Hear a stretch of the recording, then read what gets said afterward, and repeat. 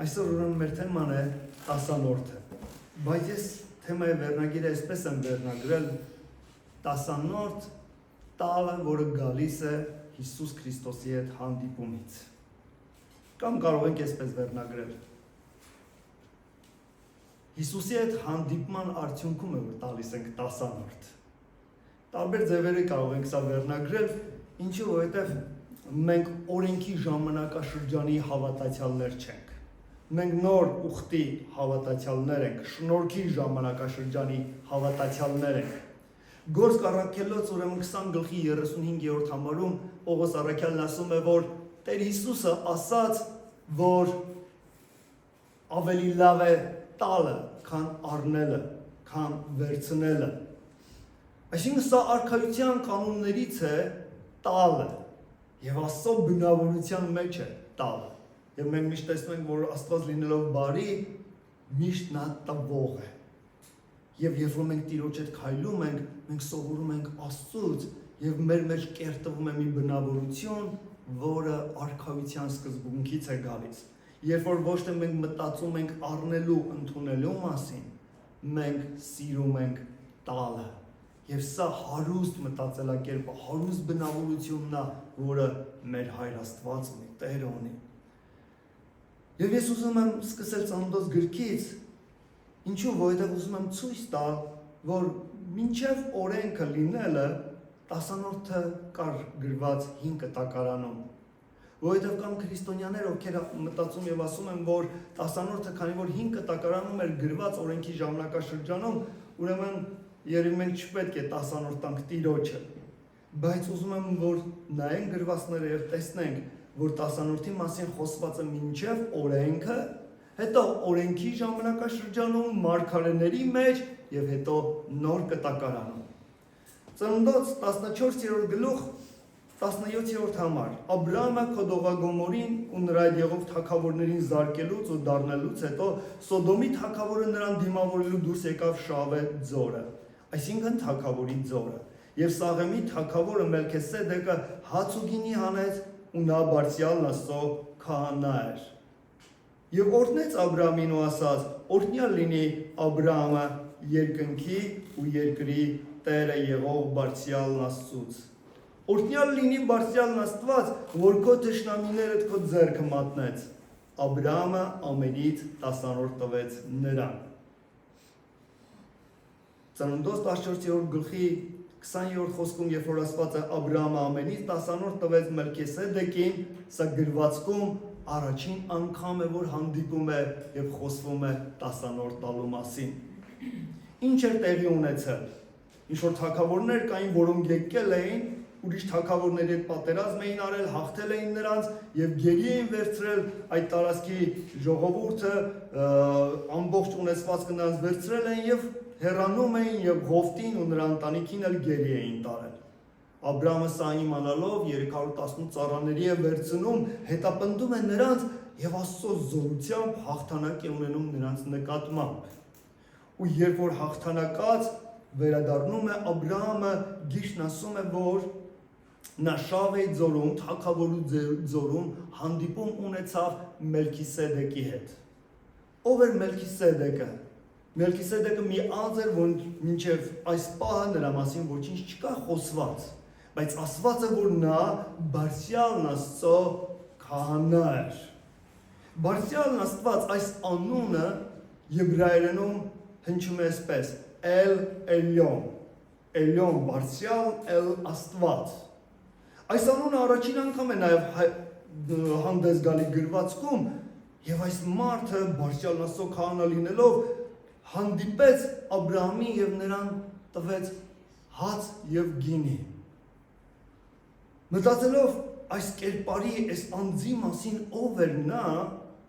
մենք կարող ենք նայել գրվածքը, որ ապագայում Սաղմոս 110-ի մեջ 4-րդ խոսքում ասված է. Տերը երդում արեց ու պիտի չզղջա, դու հավիտյան Մելքիսեդեկի կարգի պես քահանա ես։ Տեսնում ենք, որ ապագայում մարգարեական խոսքը Սաղմոսած գրքում ում մասին է սա սա խոսում է գալիքներում Տեր Հիսուս Քրիստոսի Աստծո որդու մասին, որ նա պիտի գար եւ լիներ քահանա Մելքիսեդեկի կարգի պես։ Ինչու է այդպես ասված, որովհետեւ գիտեն, օրենքում քահանայությունը բաժին ընկավ Ղևի սերունդին։ Իսկ Տեր Հիսուս Քրիստոսը նա սերվեց Հուդայից։ Դե համար ասված է Հուդայից դուրս եկած արյուծը։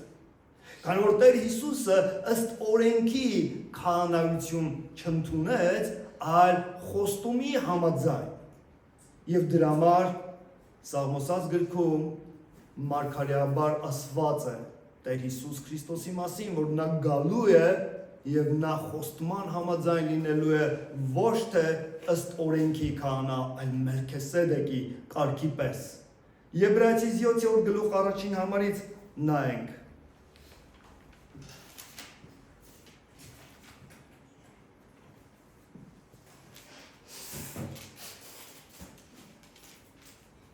Առաքյալը գրում է Մելքիսեդեկը Սաղեմի թագավորն էր։ Բարձրյալն Աստծո քահանան,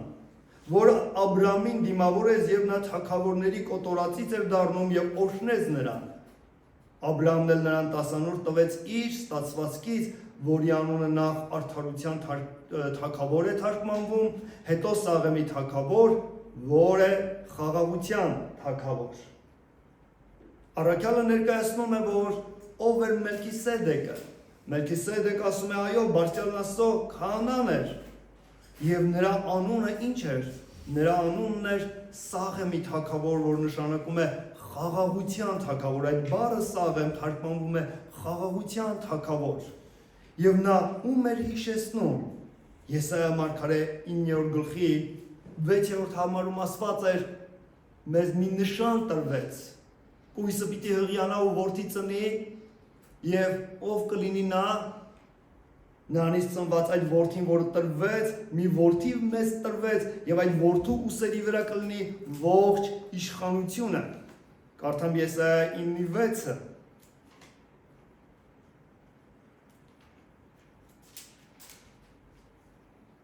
Քանի որ մեզ մի մանուկ ծնվեց, մեզ մի որդի տրվեց, եւ իշխանությունը նրա ուսի վրա պիտի լինի, նրա անունը պիտի կոչվի սքանչելի, խորհրդակից, հզոր Աստված, հավիտենության հայր, խաղաղության իշխան։ Եվ ինչ է ստացվում, Մելքիսեդեք անունը նույնպես թարգմանվում էր խաղաղության թագավոր, եւ սրանով իսկ ինչ էր անում, խորհրդանշում էր Տեր Հիսուս Քրիստոսին։ Եվ առաքյալը ներկայացնում է նույն Եբրայեցիս 7-րդ գլուխն նորի շարունակում 3-րդ խոսքում, առանց հոր, առանց մոր ազգահամար չուներ, որի ոչ օրերի սկիզբը կա, ոչ էլ կյանքի վախճանը, եւ Աստծո որդուն նման լինելով կենում ու մնում է միշտ քահանա։ 5 կտակարանը, երբ որ խոսում է ինչ-որ մի անձի մասին, միշտ ներկայացնում է նրա ծննդաբանությունը, ասելով, որ նա ծնվեց, հայրը ցույց է տալիս ով է հայրը, ինչպես ասված է, Աբրահամը ծնեց Իսահակին, Իսահակը Հակոբին, եւ 5 կտակարանի այդ մարդիկ միշտ ներկայացված են։ Եվ ասված է, երբ ծնվեց, որքան ապրեց եւ երբ մահացավ։ Բայց Մելքիսեդեկի մասին ոչինչ ասված չէ։ Ոչ հոր մասին, ոչ օրերի սկիզբը, ոչ տարիքը։ Ինչու առաքյալը ներկայացնում է Մելքիսեդեկը մի անձ էր, իրական, փաստացի, ով ապրում էր երկրի վրա, նա միֆ չէր, նա մտածածին կերպար չէ, իրական անձ է, բայց Աստվածաշունչը լռում է եւ չի պատմում նրա ծննդաբանության եւ կյանքի տարիների մասին, այն պատճառով, որ նա լինի խորհուրդը գալիքում Հիսուս Քրիստոսի, ով ոչ օրերի սկիզբ ունի մեր Տեր Հիսուսը, ողջ վախճան եւ մշտենջենավորապես նա ով է մնում, նա կա եւ մնում է Տեր Հիսուսը, Աստծո քահանապետը, ով ինչ անում, միջնորդում է ինձ ու քեզ համար հայր Աստծո առջև։ Այսինքն ինչու ես այս ամենը ներկայացրեցի ցույց տալու համար, թանկը, կարևորը, որ երբ Աբրահամի սրտում ցանկություն արթնացավ Աստծուն տալու տասանորդ, երբ այս մղումը ներսում բարձրացավ, երբ որ հանդիպեց Մելքիսեդեկին։ Այստեղից ինչ կարող ենք հասկանալ, երբ որ ինչ-որ մի անձ հանդիպում է ունենում Աստծո որդու հետ, Տեր Հիսուսին սկսում է ճանաչել, մարդու սրտում սկսում է բարձրանալ ցանկություն, տալ Տիրոջը տասանորդ։ Հետ գնանք Ծննդոց գիրք։ Մելքիսեդեկը ինչ արեց, ինչով դեմ դուրս եկավ Աբրահամին, ինչ տվեց նրան, հաց և գինի։ Արդյոք սա մեզ չի հիշեցնում նոր կտակարանում, երբ Զատիկի տոնն էր, Աստծո որդին ինչ արեց, նա վերցրեց հացը և գինին, բարձրացրեց, օրհնեց և ասեց. այս գինին նոր ուխտի արյունն է, իմ արյունն է, որ ձեզ համար կթափվի, և այս հացը, որը կիսեց ու տվեց, իմ մարմինն է, որ ձեզ համար կկոտրվի։ Այսինքն տեսնում ենք, որ հին կտակարանում Մելքիսեդեկի տված հացը և գինին խորհրդապատկերում էր գալիքում, որ Աստծո որդին տալու է իր մարմինը և իր արյունը իմ ու քեզ համար։ Ու երբ որ Աբրահամը սա ընդունեց, նա օրհնեց Աբրահամին և ասեց. օրհնյալ լինի Աբրահամը, երկնքի ու երկրի Տերը եղող Բարձրյալն Աստծուց։ Աստծո քահանան ինչ հռչակում արեց, չէ՞ որ Ծննդոց 12-րդ գլխում Աստված երբ որ կանչել էր Աբրահամին ու ասել էր դուրս արի, ես քեզ կտանեմ մի երկիր, Քանանի երկիր, որը կտամ քեզ ու քո սերունդին, եւ օրհնել ու ասել էր ես օրհնում եմ քեզ ու քո սերունդդ, ու անգամ ասել էր, որ մնացած ազգերը քեզանով կօրհնվեն։ Քահանան, Աստծո մարդը հռչակեց Աստծո օրհնությունը Աբրահամի կյանքի վրա, ասելով երկնքի ու երկրի Տերը եղող Բարձրյալ Աստված օրհնի Աբրահամին։ Օրհնյալ լինի Բարձրյալ Աստված, որ քո թշնամիներին քո ձեռքը մատնեց։ Այստեղ տեսնում ենք նաև մի նոր անուն է հանդես գալի գրվածքում։ Ով է Աստված, Մելքիսեդեկն ասում է, երկնքի ու երկրի Տերը եղող Բարձրյալ Աստված օրհնի քեզ։ Երկնքի ու երկրի Տերը լինող Աստված։ Ռուսերենում այստեղ ասված Տերը, ով երկնքի ու երկրի Տերն է, վլադիկա բառն է դրված։ Տիրող, տիրապետող, իշխող բառն է դրված։ Աստված մեկն է, ով իշխանություն ունի երկնքի մեջ և երկրի վրա, իմաստը սա է։ Ու երբ որ ես նայեցի եբրայերենում այդ խոսքը, տեսա զարմանալի բան, որ այնտեղ գոյական չի օգտագործված։ Օգտագործված է կանա խոսքը եբրայերենում, որը բայ է, գործողություն է, ոչ թե գոյական։ Եվ այս բայը թարգմանվում է կանա խոսքը եբրայերենից, ստանալ, ձեռք բերել, գնել, այսինքն վճարել ու առնել։ Քիչ անհասկանալի է դառնում։ Երկինքը ու երկիրը ձեռք բերած Բարձրյալ Աստված օրհնի քեզ։ Իմաստը տեսեք ինչ է դառնում։ Հիմա որպեսզի միտքս ավելի լուսաբանեմ, նայենք 134 Սաղմոսի 3-րդ խոսքը։ Երկինքն ու երկիրը ստեղծող Տերը թող օրհնի քեզ Սիոնից։ Նույն միտքն է օգտագործված Սաղմոսի մեջ, բայց իմաստային օգնում է այս հասկացողությունը ստանալ։ Երկինքը ու երկիրը ստեղծող Աստված։ Ուրեմն ինչ է նշանակում, երբ է որ Աստված տիրում է երկնքի ու երկրի վրա, որովհետև նա է, որ ստեղծել է թե երկինքը, թե երկիրը։ Ու երբ որ ինքը ստեղծել է երկինքն ու երկիրը, ստեղծագործության միջոցով արարչության հաշվին, արարչության արդյունքում ինքը ձեռք է բերել երկինքն ու երկիրը։ Հիշում եք կանա խոսքը նշանակում է ձեռք բերել, ունենալ։ Ինչի հաշվին է, որ Աստված ունի իշխանություն տիրելու, թագավորելու երկնքում ու երկրի վրա։ Պատճառը սա է։ Ինքն է արարիչը երկնքի, ինքն է արարիչը երկրի։ Քանի որ ինքն է ստեղծագործել այս ամենը, ստեղծելով արդյունքում տիրապետելու իրավունք ունի։ Եվ սրա համար ինչ ասում քահանան Մելքիսեդեկը։ Երկինքն ու երկիրը տիրող Աստված բարձյալը օրհնի քեզ։ Ինչի օրհնի, որովհետև իրանն է եւ ինքը կարող է օրհնի եւ ինչ խոսք է ասում է որ օրհնյալ լինի, հիմա էլ օրհնում է Աստծուն 20 համարում։ Բարձյալ Աստված, որ քո թշնամիներից քո ձեռքը մատնեց։ Իմ համար սա կարևոր խոսք է։ Օրհնյալ լինի Աստված։ Նա քո թշնամիներին քո ձեռքը տվեց։ Նախորդ համարում ցույց տվեց, որ Աստված ստեղծել է երկինքն ու երկիրը ձեռք է բերել, դրա համար իրավունք ունի գործելու, թագավորելու,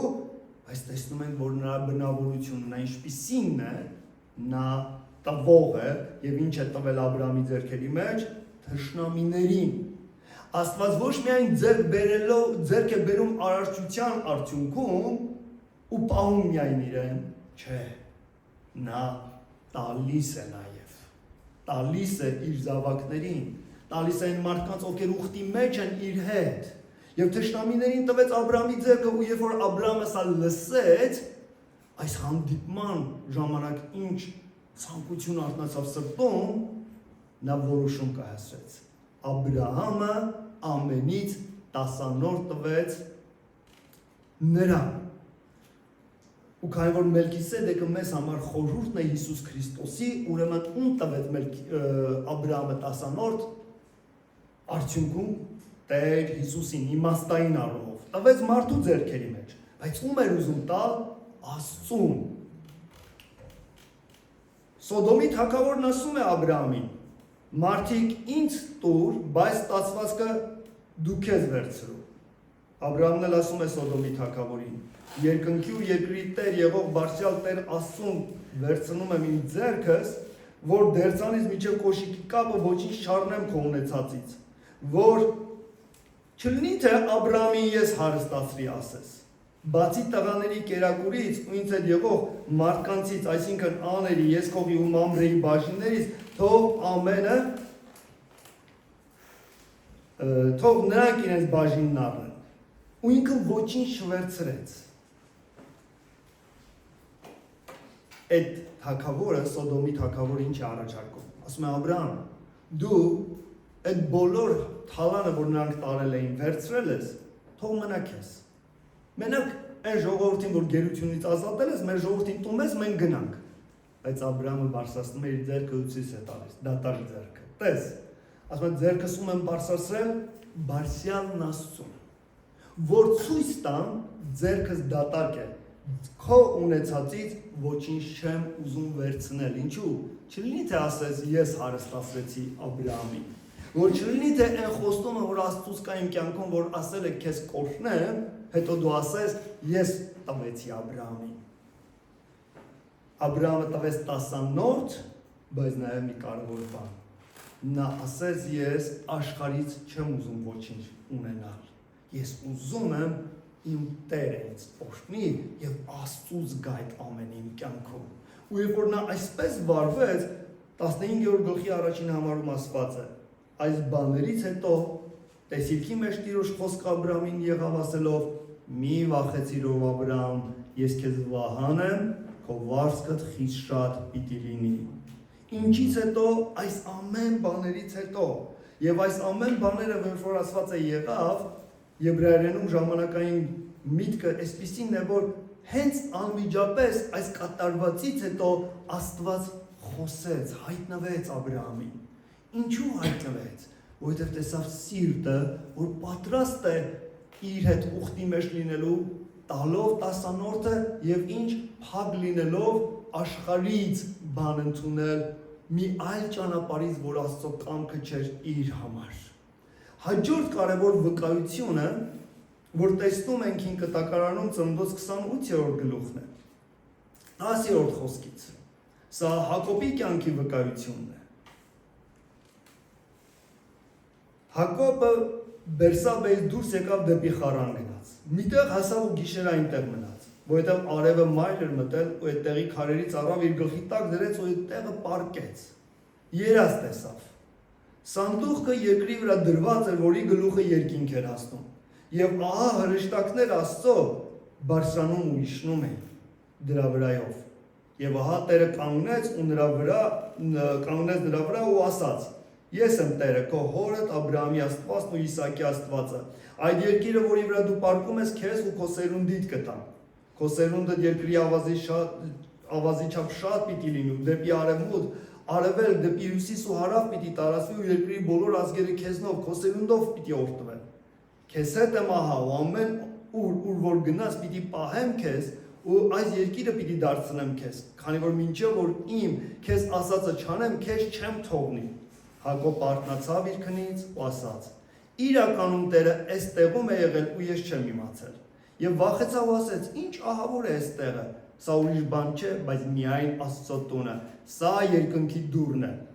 Հակոբ առավոտյան վեր կացավ, իր գլխի տակի քարն առավ, իբր արձան կանգնացրեց, յուղ թափեց վրան ու այդ տեղի անունը Բեթել դրեց, որ նշանակում էր Աստծո տուն, թեկուզ առաջ լուզ էր կոչվում։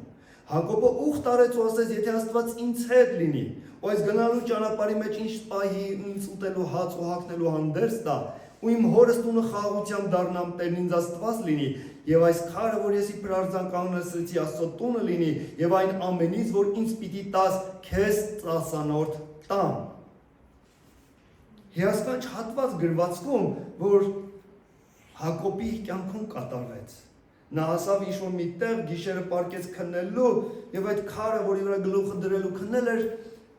անցավ ժամանակ երազի մեջ տեսնում է սանդուղքը, տեսնում է մի աստիճան, որը երկրից դրված է մինչև երկինք, ու տեսնում է Տերը կանգնած խոսում է իր հետ։ Եվ խոստումներ է տալիս։ Եվ Աստծո խոստումները լսելուց հետո ինչ արեց վերջում։ Սրտում ցանկություն արթնացավ եւ ուխտ արեց։ Եթե այդ ամենը կատարես իմ կյանքում Տեր Աստված, ես 10-րդ կտամ քեզ։ Ինչ հայտարարություն արեց Հակոբը։ Ինչին նմանացրեց այդ տեղին, որ ինքը հանդիպել էր։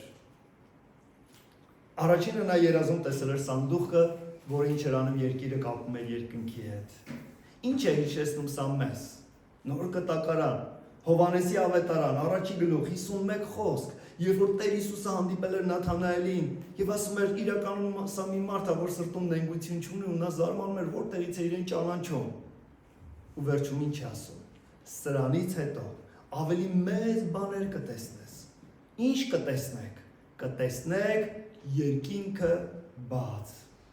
Եվ կտեսնեք Աստծո հրեշտակներին մարդու որդու վրա բարձրանալիս եւ իջնելիս։ Ում համար է ասում Տեր Հիսուսը սա։ Իր համար։ Ով էր այս սանդուղը։ Ինչ էր այդ աստիճանը, որ Հակոբը տեսնում էր երկիրը կապում էր երկնքի հետ։ Տեր Հիսուսն է այսօր, որ երկիրը կապում է երկնքի հետ։ Տեր Հիսուսն է, որ ճանապարհ է բացել դեպի երկինք ինձ ու քեզ համար։ Հաջորդ միտքը, որ նա ասեց, ես չէի իմանում, բայց այս տեղը ինչ է։ Աստծո տունն է եւ անունը դրեց ինչ Բեթել։ Հիշենք առաջին Տիմոթեոս 3-րդ գլուխ 15-րդ խոսք, առաքյալը ասում է, գրում է Տիմոթեոսին, որ իմանաս ինչպես վարվես, ինչպես քայլես Աստծո տան մեջ, որը կենդանի Աստծո եկեղեցին է, ճշմարտության սյունն ու հաստատությունը։ Աստծո տունը։ Այո, Տեր Հիսուսը մենք գիտենք ինչ էր ասում, քանդեք տաճարը ու 3 օրում ես այն կկանգնացնեմ։ Եվ իր մարմնի համար էր ասում։ Այս ամեն ինչը այսպես ներկայացնում խորհրդապատկերները, որ հասկանանք ում էր հանդիպել Հակոբը իր երազի մեջ։ Նա հանդիպել էր Աստծո որդու հետ։ Ինչ էր ասում նաև Հակոբը։ Ասում էր, որ սա վախենալու տեղ է, չէ՞, արտանալուց հետո, վախեցել էր, սա ինչ տեղ է, սա մի տեղ է, որ ահավոր տեղ է, սա Աստծո տունն է, և ինքը հանդիպել էր դրանը,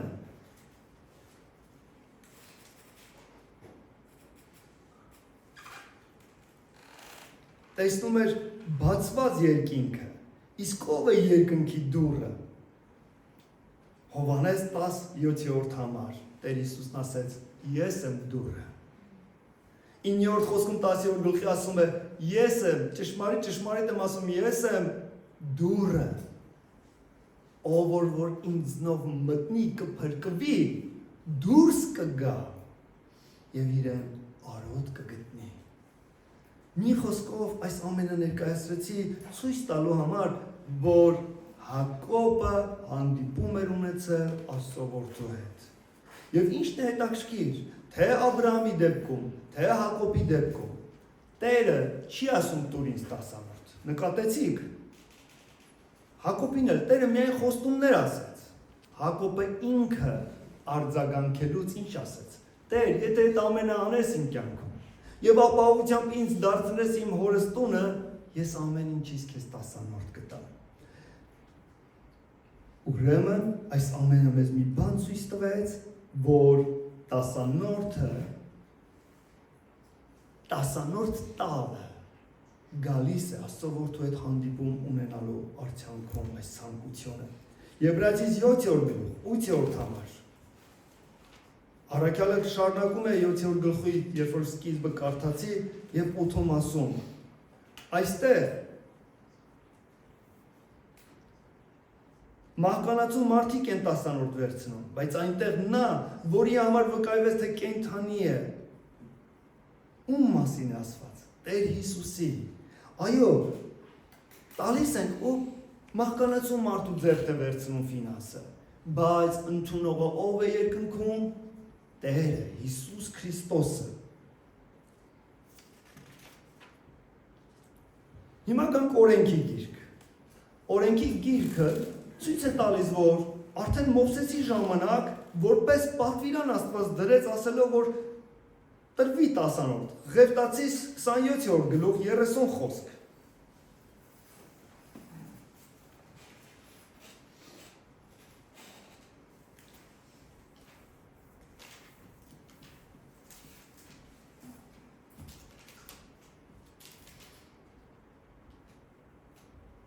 Երկրի բոլոր տասանորդը երկրի հունդերից, ծառերի պտղից Տիրոջն է, նա սուրբ է Տիրոջը։ Երկրորդ օրինաց 26-րդ գլուխ 12-րդ համարից երրորդ տարին տասանորդի տարի լինելով, երբ դու քո արդյունքների բոլոր տասանորդները առանձնացնես, դրանք Ղևտացուն, օտարականին, որբին, որբևայրուն տուր, որպեսզի քո քաղաքների մեջ ուտեն ու կշտանան։ Այն ժամանակ քո Տեր Աստծո առջև ասա. սուրբ եղածը բոլորովին տնիցս հանեցի, եւ քո բոլոր հրամայած պատվիրանքների համեմատ այն Ղևտացուն, օտարականին, որբին, որբևայրուն տվեցի։ Քո պատվիրանքները ձանձ չարեցի ու չմոռացա։ Սուքի համար չկերա, անմաքուր բանի մեջ չգործածեցի եւ անգամ մեռելին չտվեցի, մեռելի համար չտվեցի։ Իմ Տեր Աստծո խոսքը կատարեցի, ինձ ինչ որ պատվիրեցիր, դրա համեմատ արեցի։ Նայի երկնքից քո սուրբ բնակարանից, օրհնիր քո Իսրայել ժողովուրդու այն երկիրը, որ տվել ես մեզ, ինչպես մեր հայրերին երդում էիր արել երկիրը, մի երկիր, որ կաթ ու մեղր է բխում։ Հիմա մենք տեսնում ենք նորից սկզբունք, թե ինչի համար էր Տերը որոշել տասանորդը, որ ժողովուրդը բերում էր Տիրոջ համար, Տիրոջ խոսքի համար, ինչի մեջ չէր գործածվում։ Ասվեց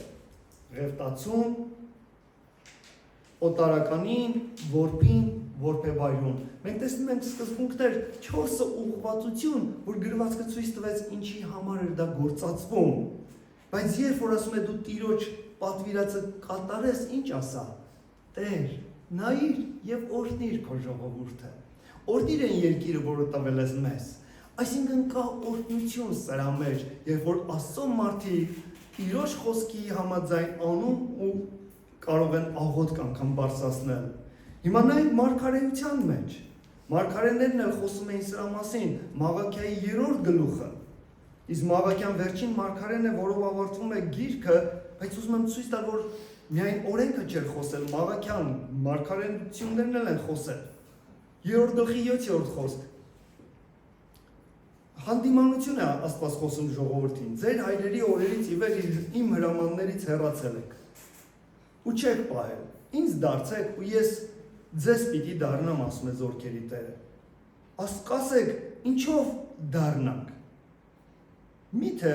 մարդ ասում կողոպտի, որ դուք ինձ կողոպտում եք, բայց դուք ասեք, քեզ ինչով են կողոպտել։ Ու պատասխանում են տասանորդով ու ընծայով։ 10-րդ խոսքում դուք տասանորդները գանձատունը բերեք, որպեսզի իմ տանս մեջ պաշար լինի, ու սրանով փորձեք ինձ, ասում է Տերը։ Թե արդյոք ձեզ երկնքի պատուհանները չեն բացում, ձեզ օրհնություն թափեմ, այնքան շատ բավական տեղ չլինի։ Ձեզ համար ուտողին կհանդիմանեմ, ես շարունակում եմ, կարող այդտեղ դրված չէ։ Նա ձեր երկրի պտուղը չի ապականի, ձեր այգու մեջ որդատունկը անպտուղ չի լինի, ասում է Զորքերի Տերը։ Ու երկրի ազգերը երանություն կտան ձեզ, քանի որ դուք ցանկալի երկիր կլինեք, ասում է Զորքերի Տերը։ Ես մինչև 12 խոսք կարդացի։ Օրհնություն կա, տեսեք, պաշտպանություն կա։ Ես 8-րդ համարը բաց թողեցի, այնտեղ էլ, չէ, 9-րդ խոսք, այնտեղ էլ ասում է անեզկով անիծված եք, քանի որ բոլորդ ինձ կողոպտում եք։ Իհարկե մենք նոր ուխտի հավատացյալներ ենք, տեսեք, վախենալու ոչինչ չկա, բայց ուղղակի որպես սկզբունք, ինչ է անեծքը օրհնության բացակայությունը։ Նկատի ունեմ ֆինանսների մեջ կարող է անկարգուկանոն բաներ լինի, կարող է անպաշտպանված իրավիճակ լինի եւ ինչ-որ թշնամու համար դուր լինի։ Բայց երբ որ մենք տալիս ենք տասանորդ Աստծո, մենք հավատարիմ ենք լինում, կա հոգևոր սկզբունքներ, ո՞րն է սկզբունքը։ Տերն ասում է, ես կպաշտպանեմ ուտողից։ Այսինքն այն թշնամին, այն չարը, որը կուզենա քո ֆինանսներին կպնի, կդրվի պաշտպանություն։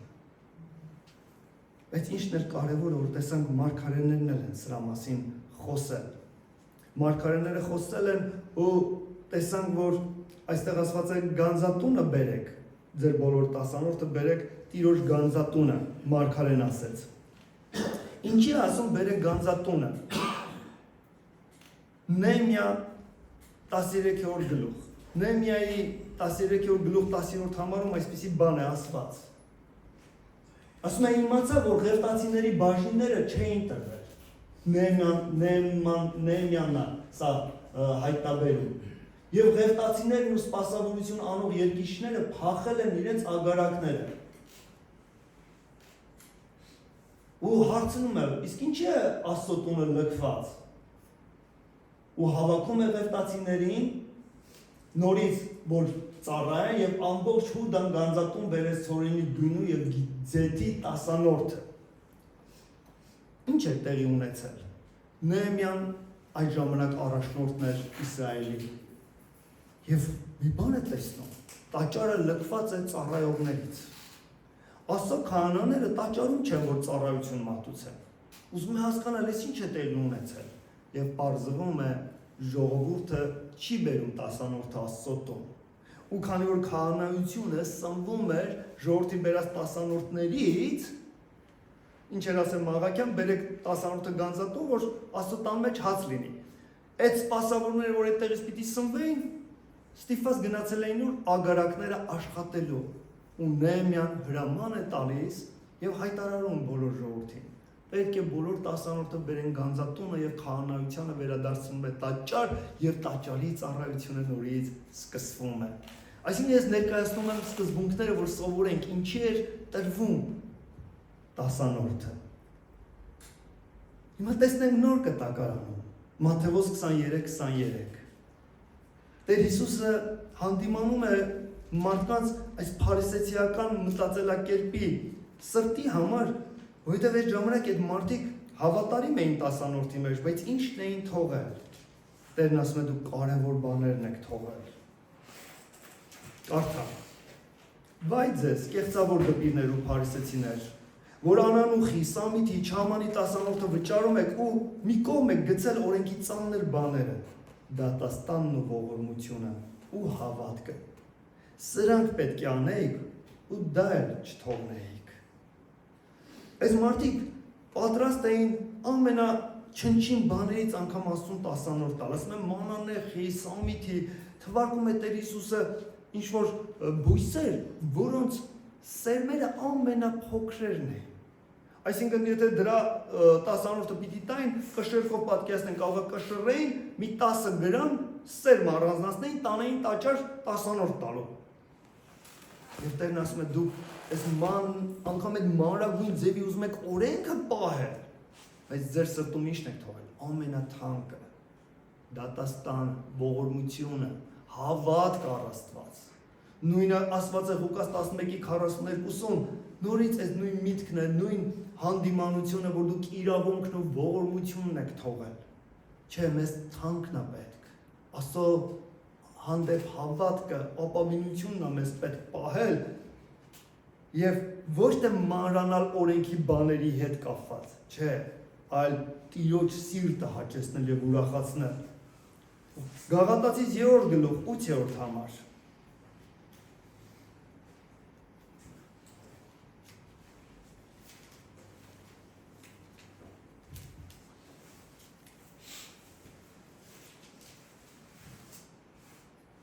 Գիրքը նախապես իմանալով, թե Աստված հեթանոսներին հավատքով է արդարացնում, դեռ սկզբից ավետիս տվեց Աբրահամին, թե քեզանով պիտի օրհնվեն բոլոր ազգերը։ Ուստի նրանք, որ հավատքից են, օրհնվում են հավատացյալ Աբրահամի հետ։ Քանի որ նրանք, որ օրենքի գործերն են, գործերից են, անեծքի տակ են։ Քանի որ գրված է, թե անիծյալ լինի ամեն մարդ, որ օրենքի գրքի բոլոր գրվածքի մեջ չի կենում, որպեսզի դրանք կատարի։ Պողոս առաքյալը սովորեցնում է գաղատացիներին։ Եվ ինչի է ուսուցումը տալիս, որովհետև վերևում ասում է. դուք մի ժամանակ հոգով էիք գնում, բայց հետո սկսեցիք մարմնով գնալ։ Ինչու, որովհետև ասում է եկան ինչ-որ եղբայրներ օրենքի վարդապետություն բերեցին ու դուք ուզում եք փոխվել օրենքի միջոցով Աստծուն հաճեցնել։ Անգամ սկսել են քրիստոնյաները սկսել էին թլպատվել, որովհետև այդ եղբայրներն ասում էին, որ Մովսեսի օրենքը պիտի պահեք։ Դուք էլ հեթանոսներից որ դարձել եք Աստծուն, պիտի թլպատվեք, օրենքը պիտի պահեք, օրենքի բոլոր խոսքը պիտի հրամանները կատարեք։ Եվ Առաքյալը բացատրում ասում է, տեսեք, Աստված օրհնեց Աբրահամին խոստումի միջոցով։ Եվ ասես կօրհնեմ քեզ ու բոլոր ազգերը քեզով կօրհնվեն, հեթանոսները, բայց ոչ թե օրենքը կատարելով կօրհնվեն։ Ինչու, որովհետև եթե մեկը ուզում է օրենքի գործերից արդարանա, եթե մենք 10-որդին նայենք օրենքի գործ, իմաստը սանուն է, քանի որ հիմա մենք խոսում ենք 10-որդից։ Մենք 10-որդ Տիրոջը չենք տալիս, որ օրենք է։ Մենք տալիս ենք որպես ուխտ, փոխհարաբերության շնորհիվ, որ մենք հանդիպել ենք Հիսուսին, ոչ թե օրենքը պիտի կատարենք։ Ինչու, որովհետև եթե օրենք է սա, օրենքի տարն է, եթե ստիպում, որ ես տամ 10-որդ, առաքյալն ինչ ասում։ Օրենքի գործերից եթե փորձես արդարանալ, կընկնես անեծքի մեջ։ Ինչու, որովհետև նույն օրենքում նաև գրված է, ով որ օրենքի ողջ խոսքը չպահի, նա անիծված կլինի։ Իսկ այդպիսի մի մարդ չգտնվեց, որ ամբողջ օրենքը կարողանա պահել։ Ինչ որ մի տեղում մարդիկ ինչ էին անում, անկում են ունենում, սայթակում են։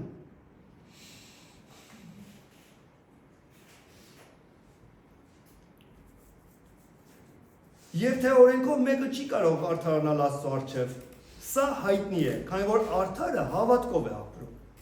բայց օրենքը հավատքից չէ,